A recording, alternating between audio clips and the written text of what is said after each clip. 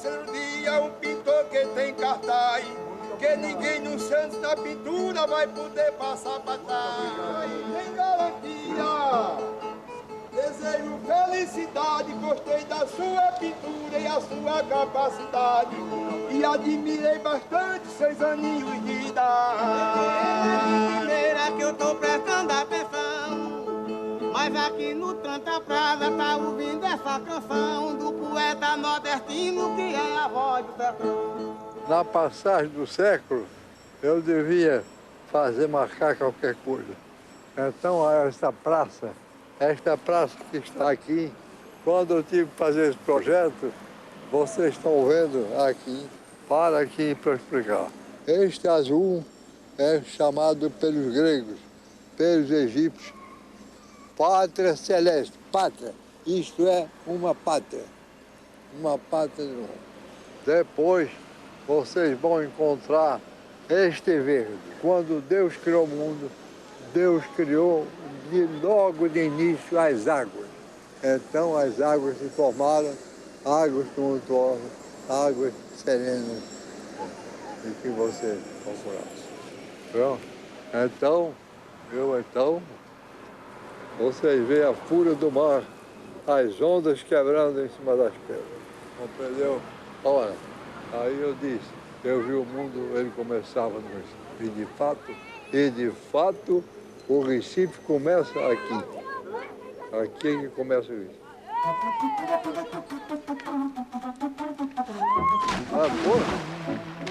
Pula, meu rapaz. Você não sabe nadar? Então nada aí. Né? Pode. Por quê? Não tem calça? Vai depressa. Vocês são donos de tudo isso. Esses arrecifes defendem uma grande parte do Brasil. Se não fosse esse arrecife, não havia Nordeste brasileiro. Não havia Nordeste. Não havia os grandes homens todos. De forma que isso é uma criação, é puramente uma criação divina. Nós estamos aqui, momentos divinos. Vocês não podem imaginar a sensação que eu tenho pessoal diante de assim. Eu tinha mais ou menos uns 12 anos, quando pela primeira vez da minha vida, eu tive contato com o mar. Eu não esperava encontrar um mar desta natureza. Foi o seguinte, porque este mar verde não existia. Nas escolas de Belas Artes se ensinava que todo o mar era azul. Então, passou o mar a ser azul. O mar verde como este é uma coisa rara. Somente depois que Nabucco falou, saindo pelo rio Ipujuca, numa barcaça ao encontro do mar, o Nabucco declarou: este mar é um mar verde igual às canas de açúcar ao canavial. A zona da mata era das zonas mais ricas do Brasil, na questão do açúcar. Os homens importantes da época, todos viviam nos engenhos. Os engenhos eram de um poder enorme, político, social. Esse engenho Jundiaí hoje passa como um símbolo, porque representa bem tudo que foi no século XIX, a opulência de Pernambuco, as grandes misérias políticas, ele simboliza bem tudo. Ora, mas como toda casa antiga, ela sofre fisicamente, porque a extensão daquela casa era enorme. Ela tinha 20 e tantos quartos, que é muito difícil uma conservação física daquela casa. Me comove enormemente. Só encontro como testemunho aquelas grandes palmeiras que você assistiu. São palmeiras seculares. Aquelas palmeiras de Jundiaí estão em pé para poder contar ao mundo o que se passou naquele pedaço de terra.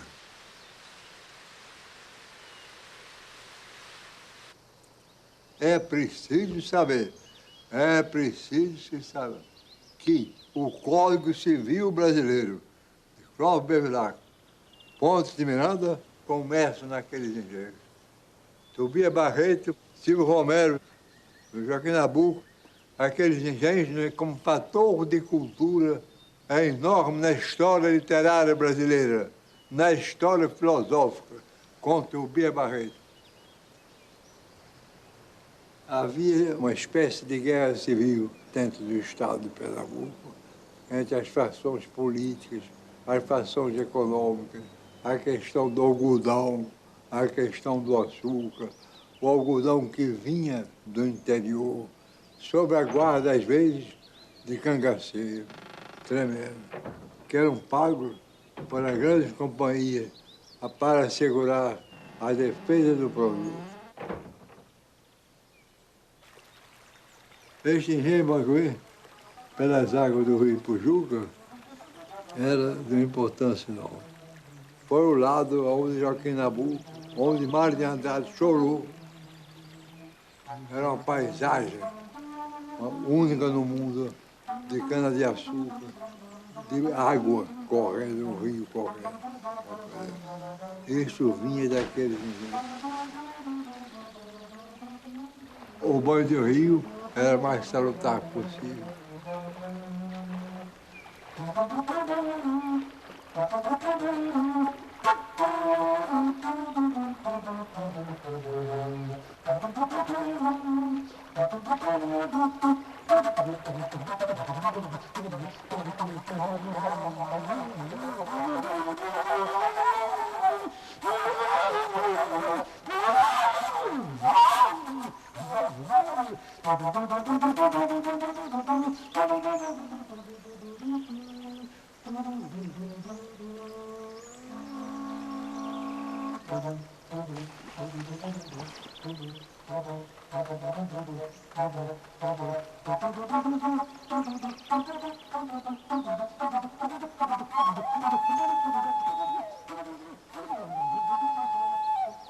Podemos dizer que 1928 foi um período muito rico em toda a literatura brasileira.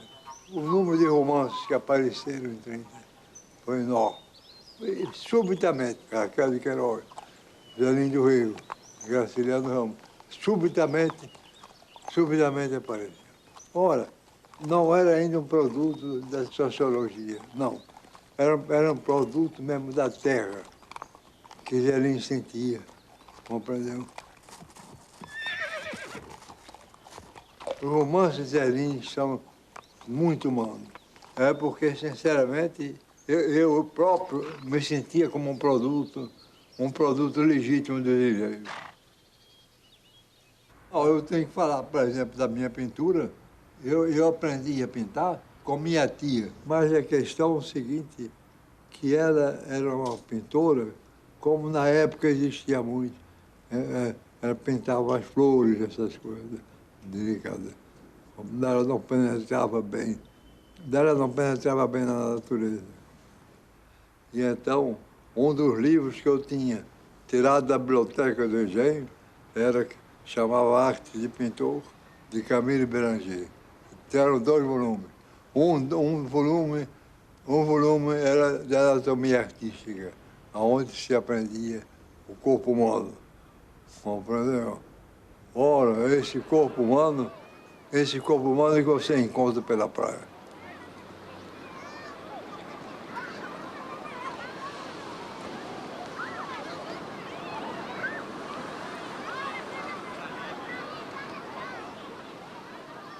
E lá no Rio eu tinha Modesto Broco, o Cílio de Albuquerque, compreendeu? Mas eu deixei a Escola de Belas Artes, completamente a arquitetura, pela pintura, viu?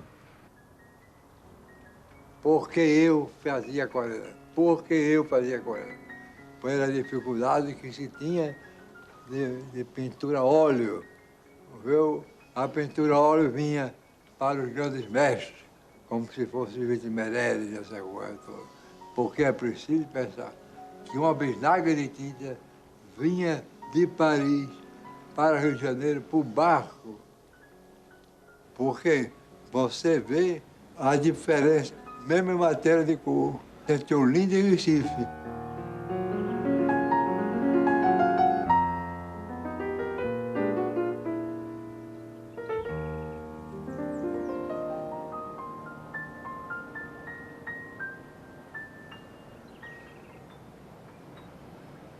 Ora, eu tinha que recorrer a essas cores primitivas.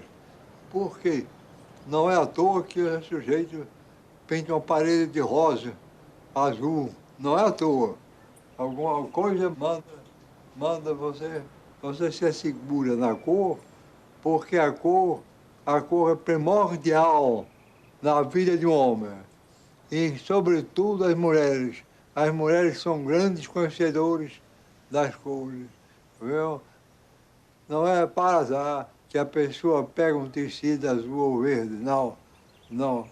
Essa cor é intrínseca dentro da própria pessoa. A cor branca mesmo, durante muitos séculos, viu? Para combater os árabes, o rei de Portugal e Espanha proibiam que se usasse a cor branca. Era proibido em Pernambuco usar branco. Era proibido usar branco em Portugal. Era proibido usar branco na Espanha. O árabe é quem cultivou o branco. Bom, o ocidental mesmo não cultivou. Compreendeu? De forma que havia pelas rainhas católicas da Espanha um combate à cor branca. Aqui em Recife, para você pintar uma casa de branco, precisava uma licença especial do próprio arcebispo.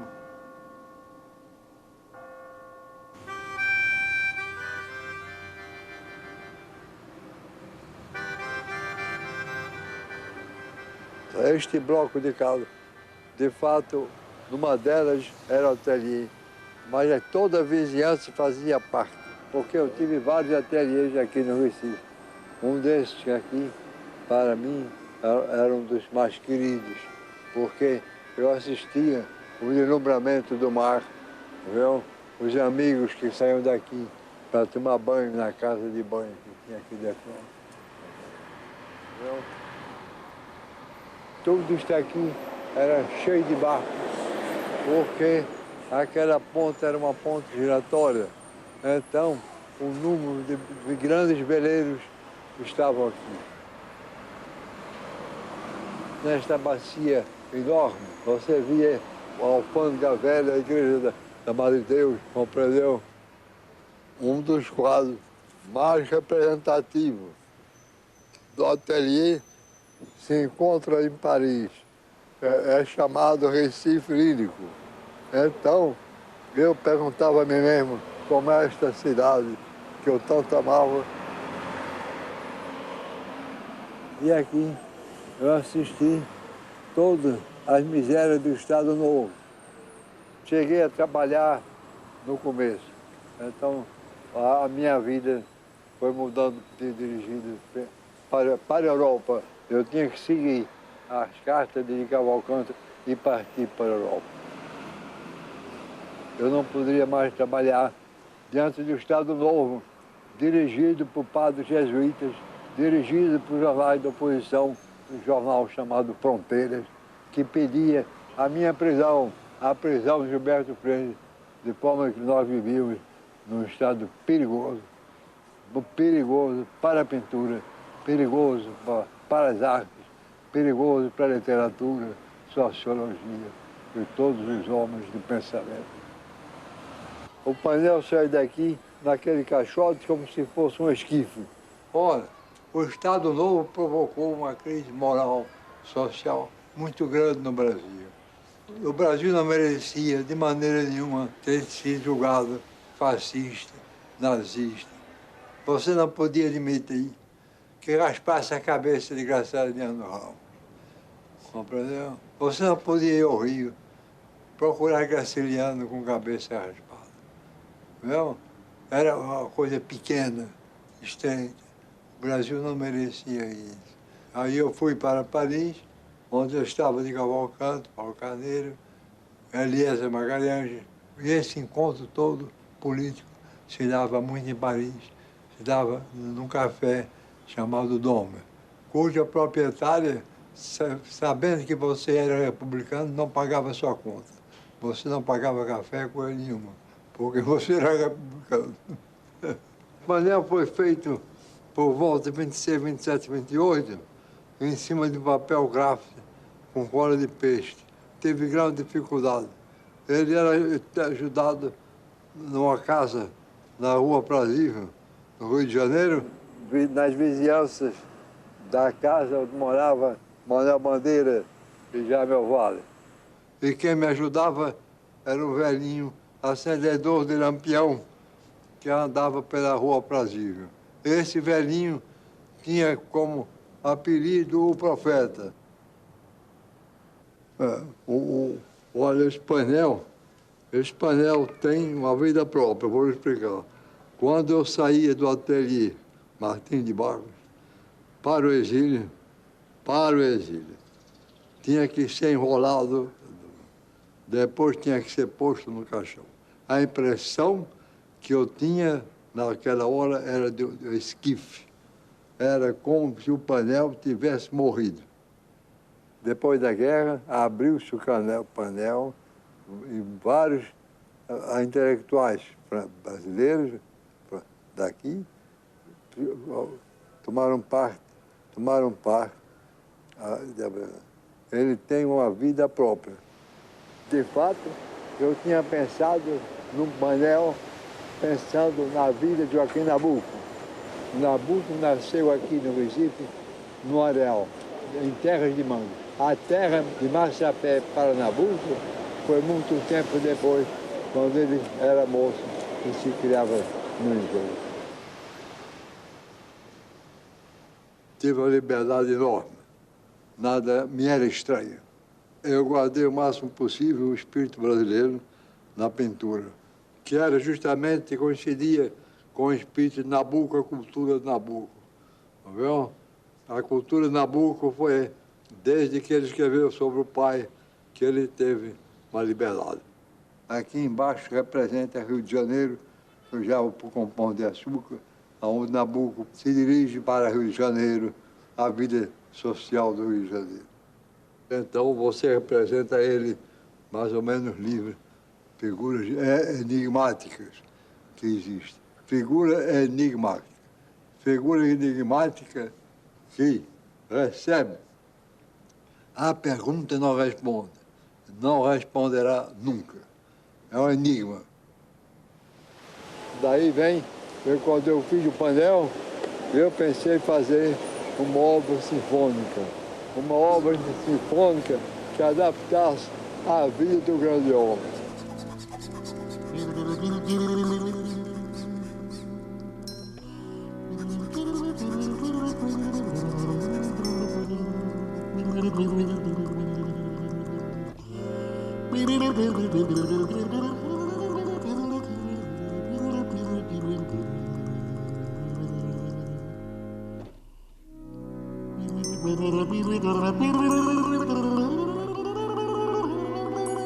E depois foi se transformando, a ideia foi se transformando.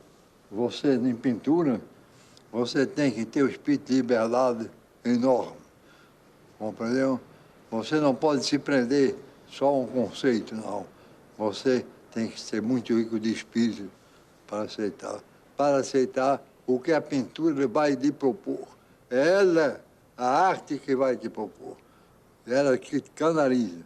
E é ela quem vai te propor, é ela quem vai te jogar na rua, é ela quem vai fazer tudo.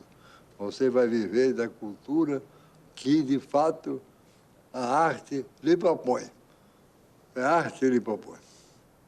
É um pedaço tirado, um pedaço erótico, que foi tirado à base de uma lâmina gilete. Eu não procurava escândalo, mas de fato havia, pela liberdade com que eu tratei o elemento humano.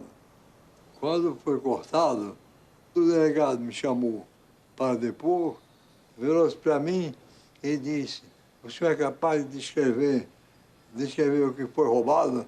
Eu digo: sou. Primeiro, a mulher escrava deitada e o homem em cima. Eu disse: mas é normal? Eu digo: o senhor sabe que é normal.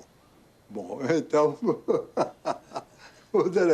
depois, o delegado virou-se e disse assim: mas como é que a gente vai descobrir isso? Eu digo: o senhor procura no Senado brasileiro, porque ainda está na mão de um grande senador da República. Bom, depois, Ele perguntou, mas como é que houve isso? O que é que o senhor pintou? Eu aí descrevi o lado sexual da parte. E depois, finalmente, eu disse a ele, senhor delegado, esse ladrão é homem de bom gosto. Ele ficou zangado e se retirou. Não estou aqui para receber ironia. Você já via também no painel casas numeradas. É preciso ver que o número representava muita coisa do neurotismo brasileiro. A prova que no Rio de Janeiro o sujeito dizia, vá no número 39. Agora é preciso saber que o tipo, o físico daquelas mulheres era um tipo muito atraente. Demasiadamente atraente, era uma cor que partia de chocolate e você já sentia alguma coisa de carnal. Não? Você já estava de frente de uma figura carnal. Já era um convite para uma depravação. Compreende? Quando eu trabalho, é uma coisa inteiramente à parte. Eu vivo uma vida inteiramente diferente de tudo. Compreendeu? Na pintura você é levado por ela. Você inconscientemente você faz, você é levado pela pintura. Inconscientemente. Você, de frente de uma paisagem, é ela quem lhe convida a alguma coisa.